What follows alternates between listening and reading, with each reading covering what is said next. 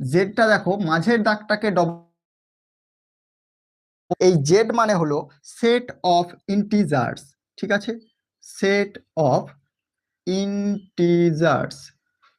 ঠিক, এটা পুরোপুরি নাম্বার সিস্টেমে যেটা তোমরা আগে পড়েছো। ঠিক আছে, সেট অফ ইন্টিজার্স মানে হচ্ছে জেড। জেড মানে কি বললাম? Set of integer. ইন্টিজার মানে কি?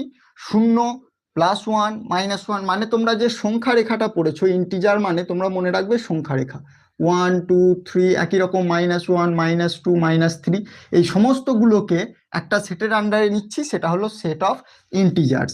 এরপরে দেখো জেড মাথার উপরে যদি প্লাস থাকে, তার মানে হচ্ছে সেট অফ পজিটিভ ইন্টিজার।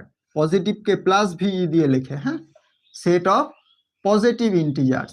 একই রকম জেড এর উপরে যদি মাথায় মাইনাস থাকে তখন হয় সেট অফ নেগেটিভ ইন্টিজার্স। ঠিক আছে, সেট অফ নেগেটিভ ইন্টিজার্স। তাহলে দেখো